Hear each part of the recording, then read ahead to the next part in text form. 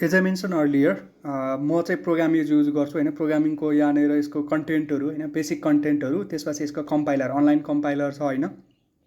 यो compiler use गरेर चाहिँ जस्तो हामीले अब भनेको सबै सिस्टम रेडी नहुनसक्छ होइन, हामीले अनलाइनै अथवा चाहिँ यसको मोबाइल एप्लिकेसन नै छ, त्यही भएर चाहिँ हामीले यो कोडहरू जे जति हामीले चाहिँ यो ट्युटोरियलमा हेर्छौँ त्यो चाहिँ if you don't have a proper यो कम्प्युटर अथवा चाहिँ अनलाइन छ भनेदेखि यसरी यसकै कम्पाइलर युज गर्दा भयो। होइन भनेदेखि अब डेस्कटप छ, प्रोपर ल्यापटपहरू छ भनेदेखि you can set it up at your own डेस्कटपमै होइन, ल्यापटपमै सेटअप गरेर अनि त्यसपछि अफलाइन पनि गर्न सकिने भयो। होइन भनेदेखि वी हेभ अनलाइन अप्सन, ब्राउजरमै रन गर्न सक्यो, रु ह्यासल लिनु परेन। त्यसपछि अथवा चाहिँ एपमै अब छैन भने एपबाट मोबाइल एप अथवा चाहिँ एन्ड्रोइड अथवा आइओएस एप डाउनलोड गरेर चाहिँ मजाले युज गर्न सकिन्छ। त्यो भएको हुनाले मैले चाहिँ यो फलो गरिरहेको हुन्छु। म यो लिङ्कहरू पनि राखिदिन्छु होइन, so that it will be easy for you. अब फर्स्टमा चाहिँ के गरौँ भन्दाखेरि यसमा चाहिँ मैले चाहिँ भिएस कोडबाट सेटअप गरेको छैन। भिएस कोडमा अब सी प्लस प्लस भनेको जे पनि गर्न मिल्यो होइन। जब अब हाई लेभल प्रोग्राम गर्न मिल्छ अनि सजिलो छ होइन। यसमा म युज टु नै भइसकेँ, त्यो भएको हुनाले चाहिँ मैले भिएस कोड युज गर्छु। अनि म भिएस कोड युज गर्नै रिकमेन्ड गर्छु, किन भन्दाखेरि अब घरिघरि हरेक प्रोग्रामको लागि भनेको जस्तो सी सिकेला, त्यसपछि सी प्लस प्लस सिकेला होइन, त्यसपछि गएर जाभाहरू सिकेला, तिनीहरूको लागि अब जाभाको लागि इक्लिप्स डाउनलोड गर्ने अथवा अरू गर्नु पर्ला। त्यसपछि C plus plus dev C plus plus download गर्नु पर्ला। त्योभन्दा बरु के गर्ने, भिएस कोडै इन्स्टल गर्ने। त्यसमा चाहिँ अनि एउटा प्रोग्रामको लागि चाहिने जस्तो सी प्रोग्रामिङ ल्याङ्ग्वेज छ भने एउटा ल्याङ्ग्वेजको लागि चाहिने एक्सटेन्सनहरू हाल्ने होइन। जस्तै यहाँ चाहिँ सी प्लस प्लस भन्ने चाहियो, अब यो इन्स्टल गर्ने होइन। यो इन्स्टल गरिसकेपछि अब आफ्नो अपरेटिङ सिस्टम अनुसार चाहिँ कम्पाइलर हाल्यो होइन। अब के कम्पाइलर हाल्यो भन्दाखेरि अब जिसिसी कम्पाइलर होइन, जिसिसी कम्पाइलर हालिसकेपछि भयो। त्यो चाहिँ अब यो डाउनलोड गर्ने। त्यसपछि अर्को भनेको चाहिँ कोड रनर भन्ने अर्को छ एउटा एक्सटेन्सन होइन। त्यो भनेको चाहिँ के छ भन्दाखेरि कोड रनर भन्ने चाहिँ मैले डाउनलोड गरिसकेको छु। यो दुइटा भयो भनेदेखि चाहिँ के भन्दाखेरि हामीले सजिलै चाहिँ के गर्न सक्छौँ, रन गर्न सक्छौँ होइन। अब सेटअप गर्न झ्याउ लाग्छ भने पनि प्रब्लम भएन, यहाँनिर छ, यहाँनिरबाट गर्न सक्यो। त्यसपछि अब बेसिक लेभलको कोडहरू अब प्रोग्रामिङमै भइहाल्छ। नत्र भएदेखि मैले गिटमा नै अपलोड गरेर यही फोल्डर लिङ्क गरिदिन्छु, त्यही भएर त्यताबाट हेर्न सकिहालिन्छ होइन।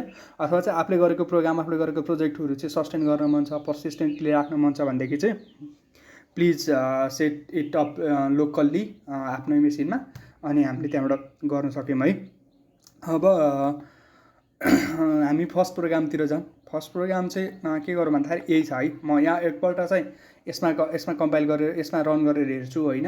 त्यसपछि अर्को भनेको चाहिँ मेरो लोकल उसमा चाहिँ भिएस कोडमा चाहिँ रन गरेर हेर्छु। अब यहाँनिर चाहिँ अब यो चाहिँ अब रेडी पारिदिइसकेको छ होइन। यसलाई चाहिँ रिराइट गरौँ होइन, so that you can be convinced यो यहीँबाट आएको मेसेज हो भनेर। जस्तो चाहिँ वेलकम टु असम कोड होइन। यो गरिसकेपछि के भन्दाखेरि जस्तो वेलकम टु असम कोड भनेर आयो है।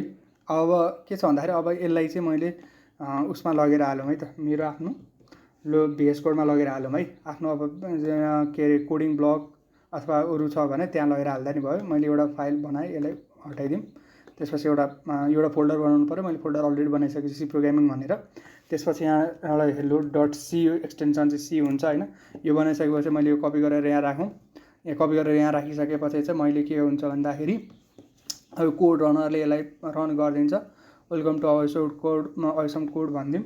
त्यसपछि यहाँनिर एउटा चाहिँ एक्सक्लेमेसन मार्क्स दिउँ। त्यसपछि रन गरिसकेपछि जे रन गरेको त्यही आयो है आएको छ। भनेपछि चाहिँ के हुन्छ भन्दाखेरि यसरी चाहिँ हामीले के गर्न सक्छौँ भन्दाखेरि सी प्रोग्रामिङ रन गर्न सक्छौँ। अब यहाँनिर यो भनेको के हो, यो मेनले के काम गर्छ, रिटर्नले के काम गर्छ भन्ने कुरा चाहिँ त्यसलाई एक्सप्लेन गर्छ है त म। अब यसमा चाहिँ के हुन्छ भन्दाखेरि प्री प्रोसेसर अनि मेन बडी भन्ने हुन्छ। यसलाई एउटा diagram सहितमा बुझाइदिन्छु।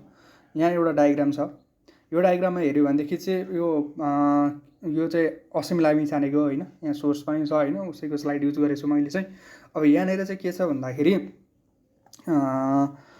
Basic structure of C program भनेको छ होइन। अब यसमा चाहिँ documentation section, link section, definition section, global declaration section अनि मेन फङ्सन सेक्सन भनेको छ। त्यसपछि सब प्रोग्राम सेक्सन भनेको छ होइन। अहिलेलाई हामीले के गरौँ भन्दाखेरि चाहिँ यो हाम्रो चाहिँ यो मेनभित्रको मात्रै छ। त्यसपछि एउटा ग्लोबल डिक्लेरेसन सेक्सन छ होइन। हाम्रो चाहिँ के छ भन्दाखेरि यहाँनिर यो चाहिँ के छ, यो डिक्लेयर गरेछौँ होइन।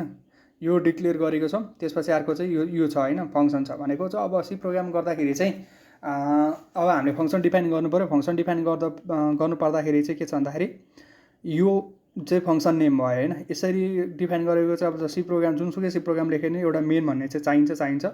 त्यसपछि अब यसको रिटर्न टाइप के हो, यसले के रिटर्न गर्छ, जस्तो यहाँ नम्बर रिटर्न गरिरहेको छ होइन, इन्टिजर है। यो डेटा टाइप हामीले फर्दर पढ्छौँ।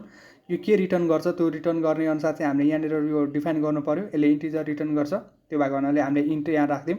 त्यसपछि गएर यो चाहिँ अब यो प्रिन्ट स्टेटमेन्ट हो होइन। प्रिन्ट एफ भनेको चाहिँ प्रिन्ट एफ भनेको के हो, स्क्यान एफ के भनेको के हो भन्ने चाहिँ हामीले नेक्स्ट सेक्सनहरूमा चाहिँ त्यो हामी फलो गर्दै जान्छौँ होइन, त्यो थाहा भइहाल्छ। अहिले प्रिन्ट एफ भनेको चाहिँ यसले चाहिँ जस्ट यो के भन्छ कन्सोलमा प्रिन्ट गर्ने काम गर्छ होइन। यसले आउटपुट चाहिँ हामीले देख्न सक्छौँ। त्यस्तै गरी यो इन्क्लुड stdio.h भनेको चाहिँ के भन्दाखेरि यो चाहिँ प्रिप्रोसेसर भन्छ, अथवा चाहिँ यसलाई यो डिक्लेरेसन पार्टमा पऱ्यो होइन। डिक्लेरेसन पार्टमा चाहिँ अब यो स्ट्यान्डर्ड आउटपुट इनपुट आउटपुट भनेको हो क्या। यो चाहिँ अब यो सीकै इन्भेन्ट भयो होइन।